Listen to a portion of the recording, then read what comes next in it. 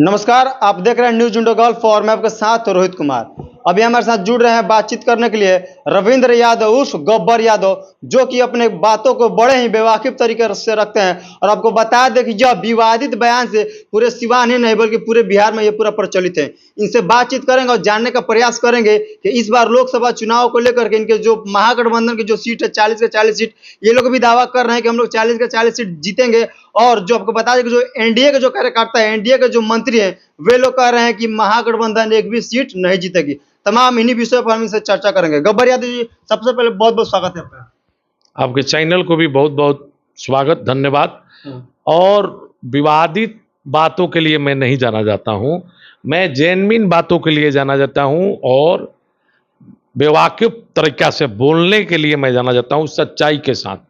इसलिए मैं झूठा बात नहीं बोलता हूं। इसमें कितने सच्चाई है? एनडीए वाले कह रहे हैं कि हम एक महागठबंधन एक भी सीट नहीं जीतने जा रही है, 40 का 40 हारेगी, 40 हम जीत लेंगे। इसमें कितनी सच्चाई है बताइए तो। 40 में बिहार के अंदर 4 सीट पे चुनाव हुई कल, उसमें से चारों सीट, 3 सीट तो कंफर्म है, लेकिन चौथा भी मुझे लग रहा है कि इंडिया गठबंधन ही जीतेगा। मंगल पांडे जी बोल रहे हैं कि 40 सीट हम जीतेंगे।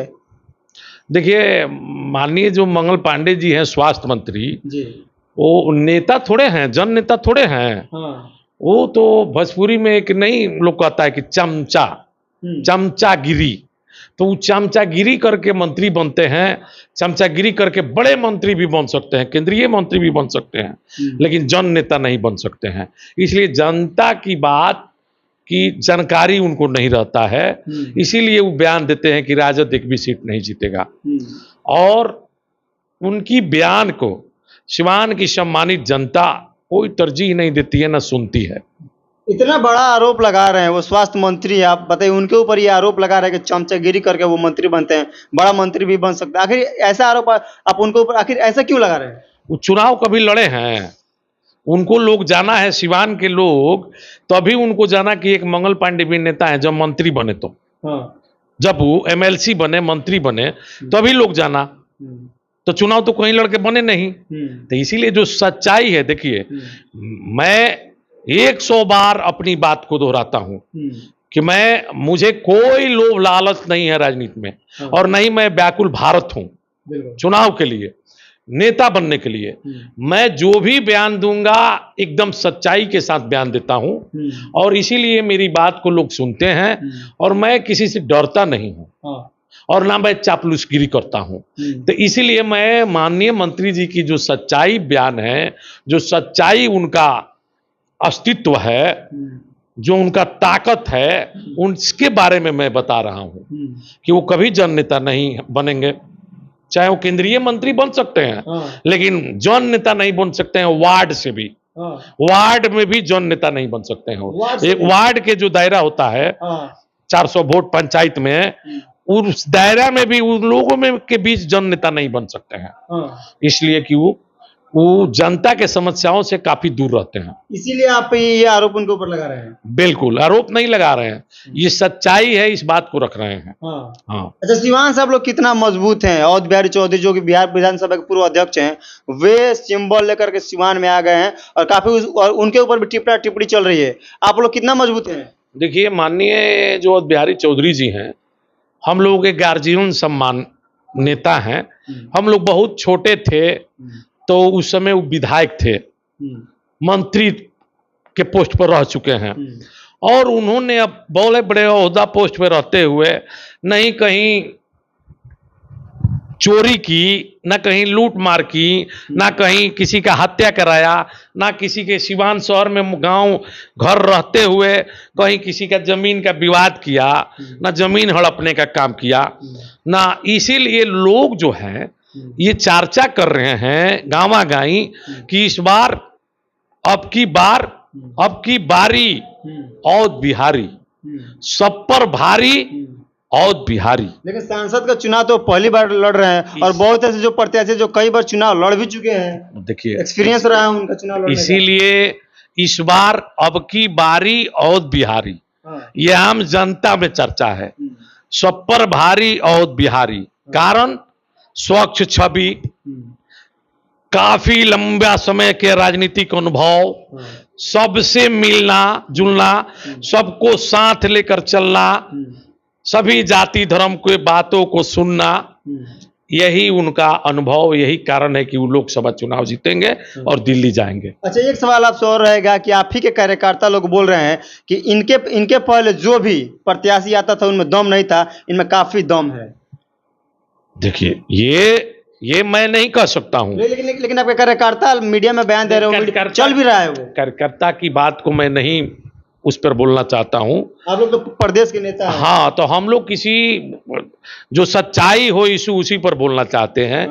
ये तो इतने साफ सुथरे स्वच्छ छवि का उम्मीदवार राष्ट्रीय जनता दल ने लोकसभा में पहली बार सिवान इधर जो हमको दिखाई दे रहा है उतारा है, तो ये निश्चित रूप से चुनाव जीतेगा। पहली बार ऐसा साख छवि के मतलब उतारे हैं। हाँ, और उसके पहले जितना लोग आते थे, नहीं, इनके ऊपर कोई केस नहीं है, इस बात को मैं बोल रहा हूँ, इसलिए जनता चर्चा कर रही है। शायद इसीलिए सीवान से आप लोग चुनाव बार बाहर जाते थे क्या?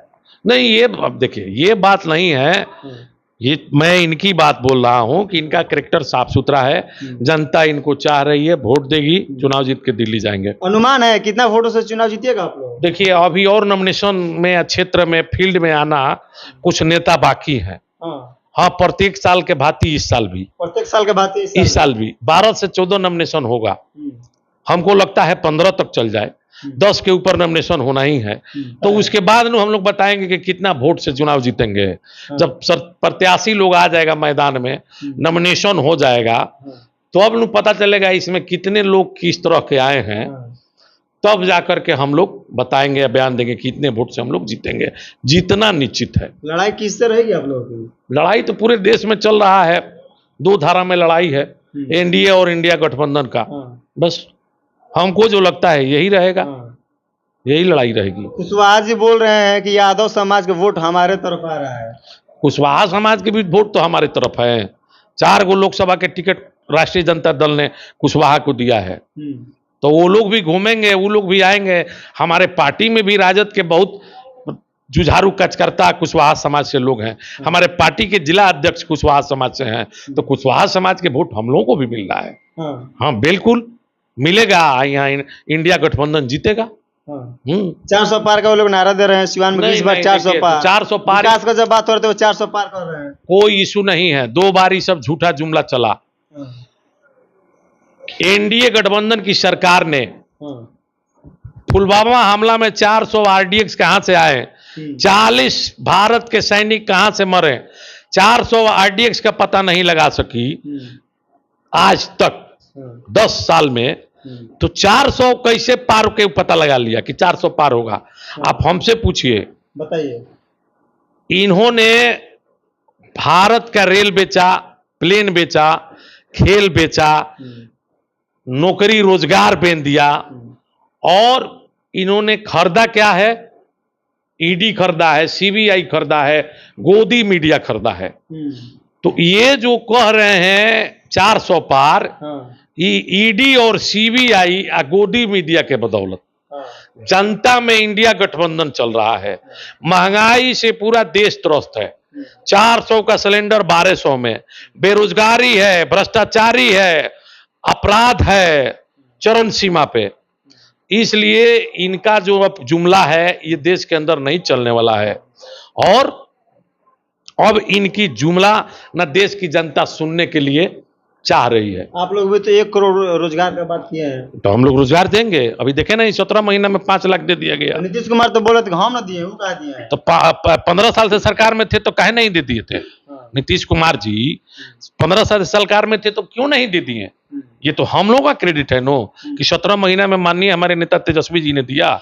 तो हम लोग जो वादा करते हैं पूरा करते हैं। तो जनता उम्मीद लगाए कि आने वाला समय में 1 करोड़ रोजगार हम लोग को मिलने वाला है।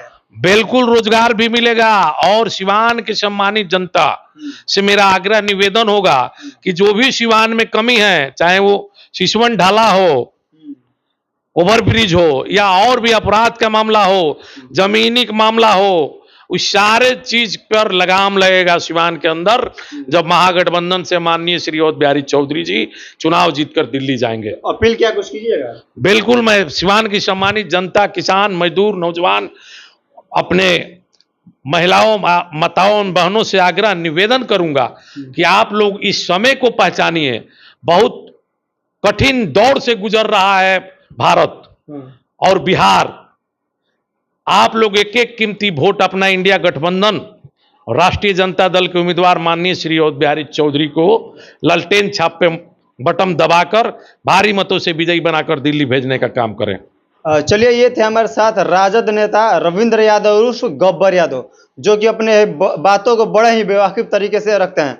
बहरहाल ये खबर आप देख रहे हैं न्यूज़ जुंडो गल्फ पे। इस वीडियो को आप ज़्यादा से ज़्यादा शेयर करें और कमेंट बॉक्स में आप सभी अपनी प्रतिक्रिया जरूर बताएं।